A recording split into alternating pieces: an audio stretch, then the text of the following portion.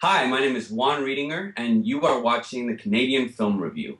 We're going to profile you today as a up and coming Canadian talent, filmmaker, because you're actually an actor and a director, right?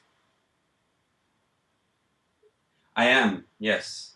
I started out as an actor. I've been acting for about 10 years, and I got into directing more recently. It was about 4 or 5 years ago that I did that, and so now I'm kind of juggling both, but I love it.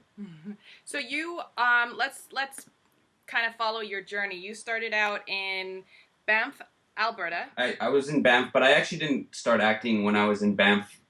My high school didn't have an acting program. There were opportunities to do it outside of school and extracurricular environments, but I never did that because it just wasn't on my radar at the time. And it wasn't until I was in university in Calgary. I was studying at first I was taking biological sciences because I wanted to be a veterinarian. And then Wow. I transferred halfway through into English because then I decided I wanted to be an English professor.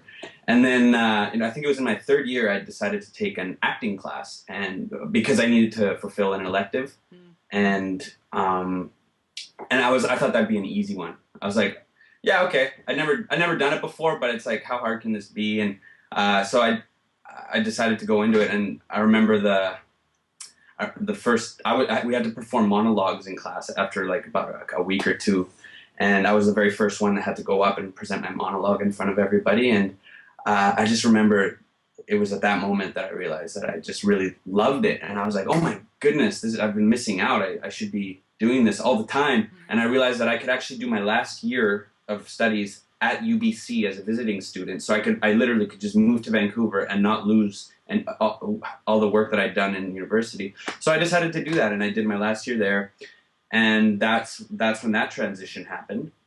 So then I spent, I think I can't remember how many years in Vancouver, like maybe 6, 7, 8 years actually in Vancouver, and that's where I got my start.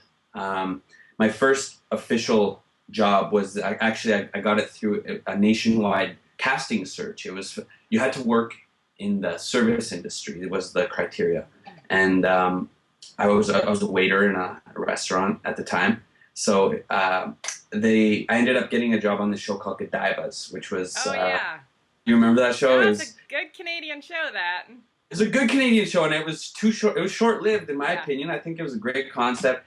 Anyways, I got a job on there, and then that kind of got the wheels turning, and I started to get in more rooms, and then yeah, that's pretty much been how it went. It was pretty standard after that. Like it just started. You gain momentum as you spend time there, and the casting directors start to know you, and people from other projects start to hire you.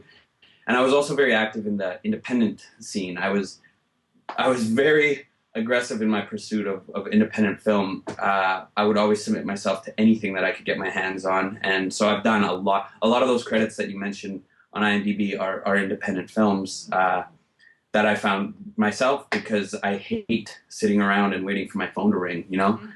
And so that was essentially my training, if you will, for film and television, because there's a lot that applies to that doesn't apply so much to theater and more of the technical stuff. So that's how I learned, and I just kept going. And then it was always kind of on the back of my radar that I wanted to get down to Los Angeles and give it a fair shot down here, that's where I am right now.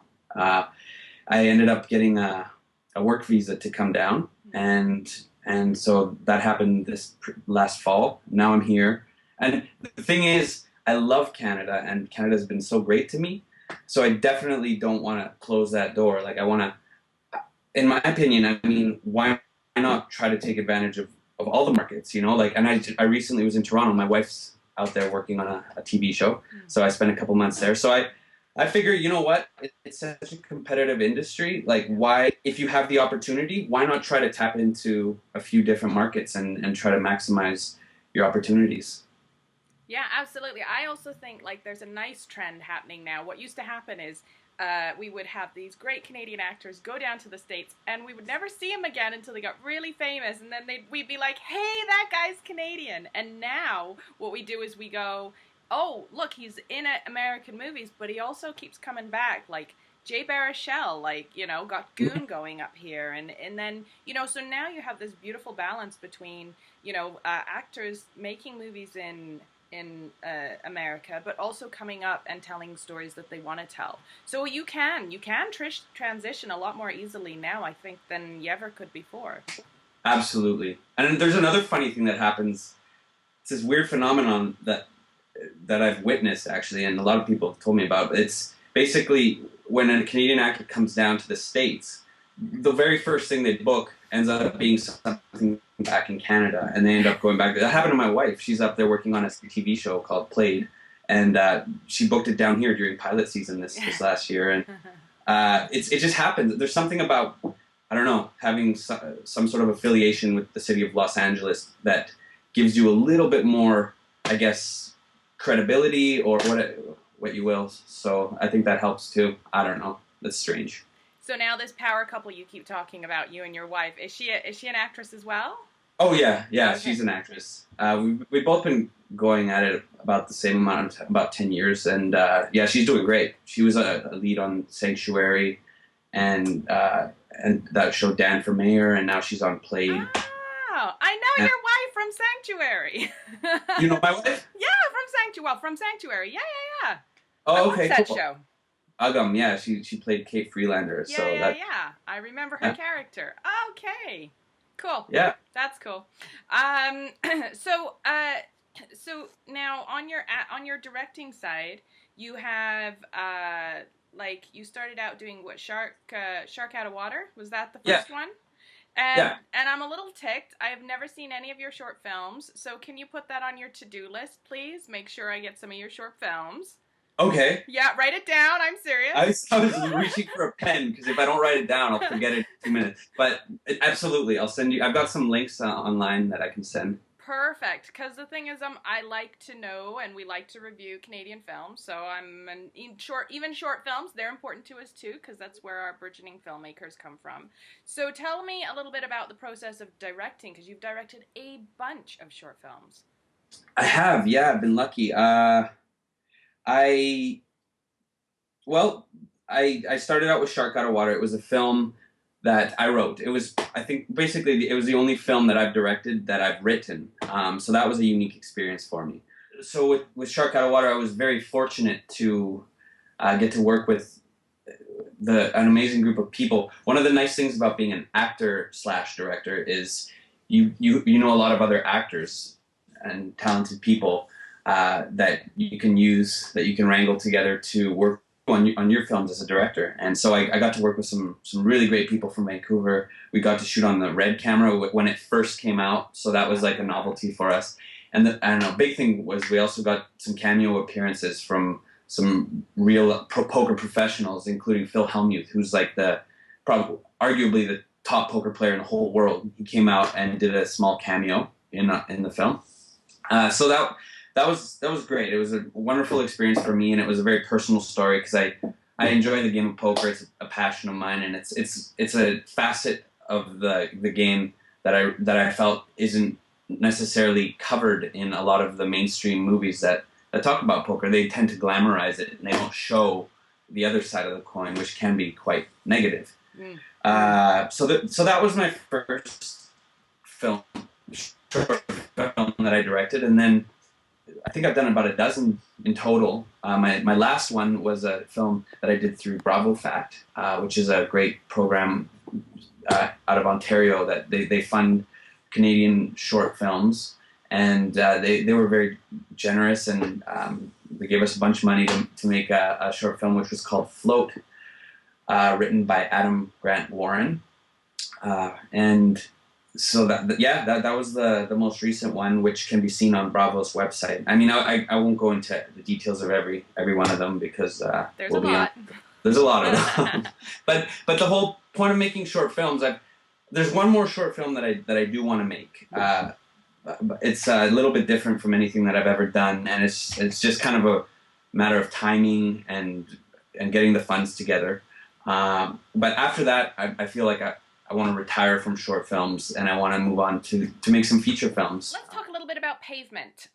This is a web series, yes? Is that correct? And was it shot in Canada? Like, tell me a little bit about the process of that.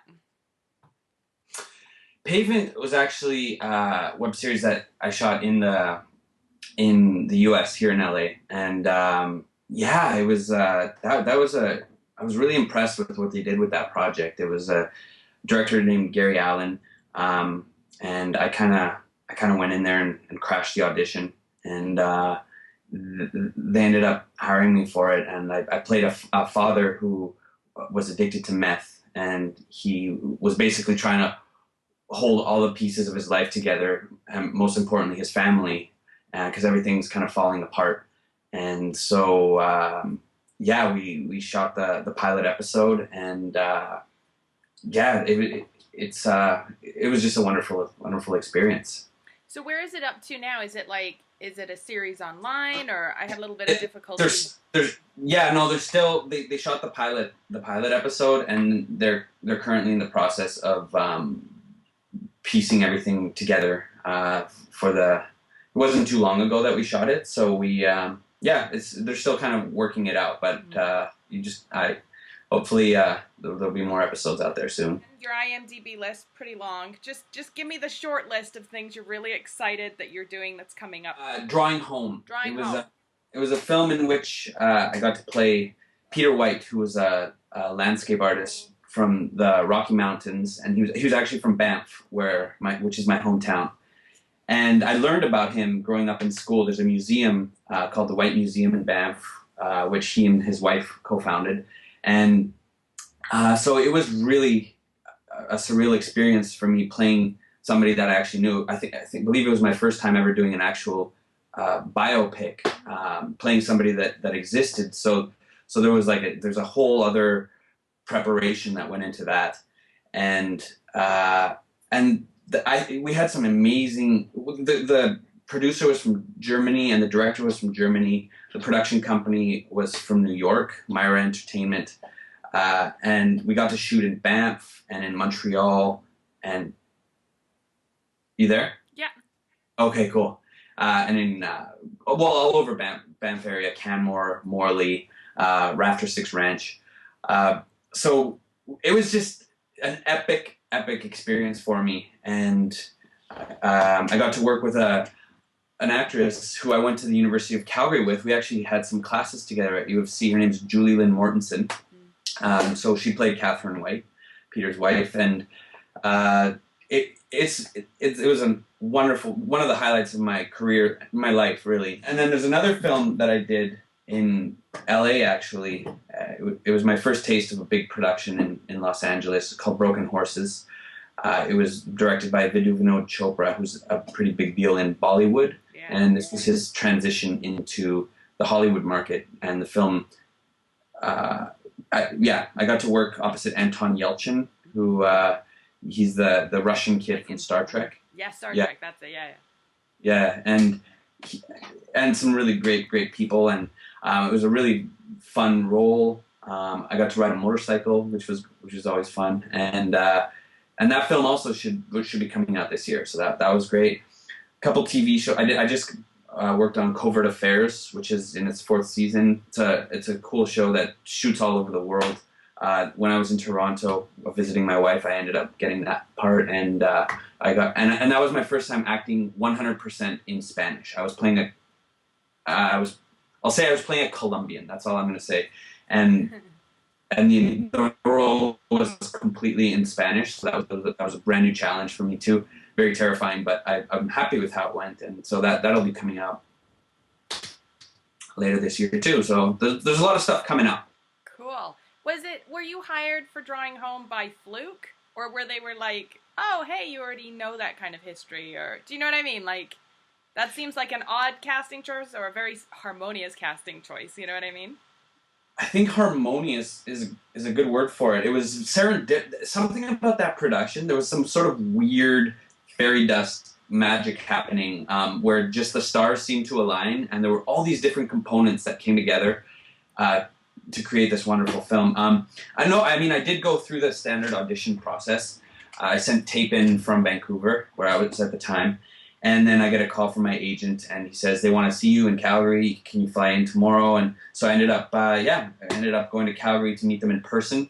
And then so we met at some hotel, and they wanted to have the different actors read opposite each other to get a sense of the chemistry.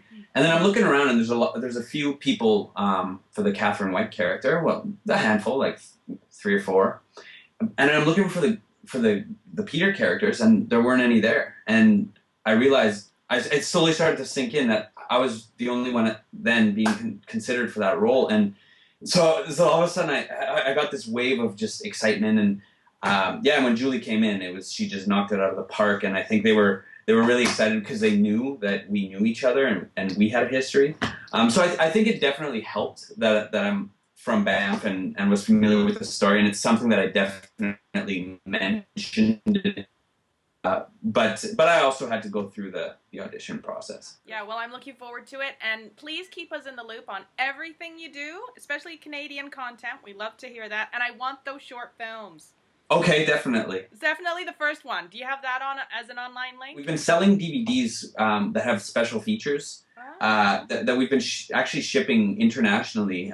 It's great because we have this niche market, which is the poker community. Right.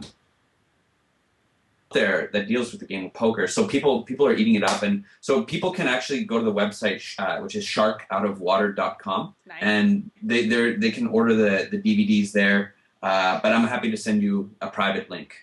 Just because I like you. And then also, but I do have a number of other ones, including Float, my most recent one, which are available completely for viewing online on Bravo. So how can audiences connect with you? Have you got a website? Twitter?